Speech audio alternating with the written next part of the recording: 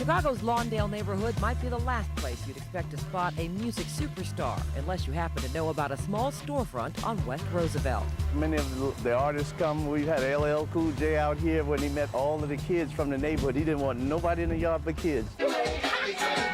When platinum-selling rapper Lil' Kim was in town for the Doug Banks Morning Show, her first stop was George's Music Room to mingle with fans and sign copies of her new CD. Owner George Daniels says it's all about relationships. When was the last time you heard of a superstar that came out of Beverly Hills? They come out the hood. If you show these artists attention at the beginning of their careers, they never forget, because in most cases, people just walk past them because they're just starting their careers.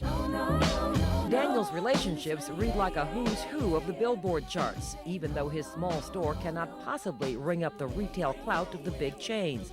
Performers seem to find something magnetic about the man some call the godfather of Chicago's West Side. When I first came to Chicago, George came by, introduced himself to me, and he said, you know what, you need to come over to my spot on Roosevelt Road and just watch and write down what people get. You know, when I think about George Daniels, first of all, I think about an icon. I think about a veteran, someone that's been in this business so long.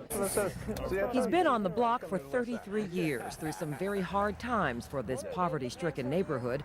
Many people, including Mayor Daley, credit Daniels with helping to bring business back to this strip. I've been here watching the problem develop, and obviously I'm going to be here to be a part of the solution.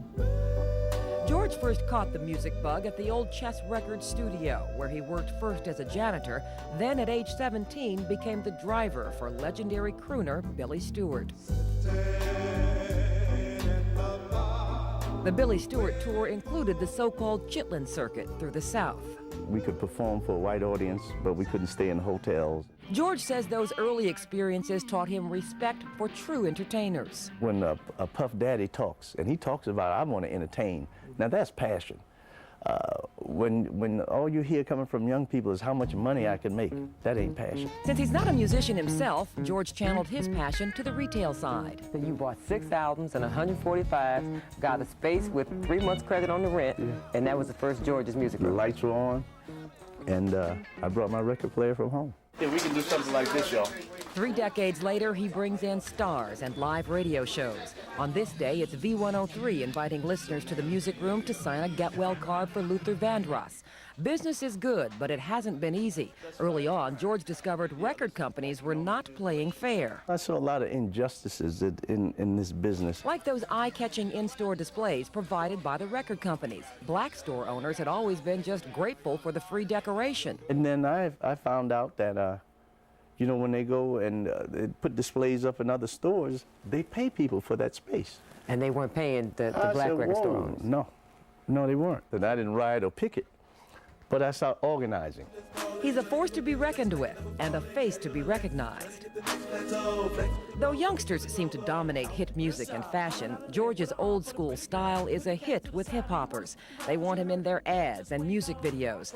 The man and his tiny music room have a big rep. You got to be a Temptations fan, and you talk about Chess Records, and yet you know Snoop Dogg. I tell you, isn't that something?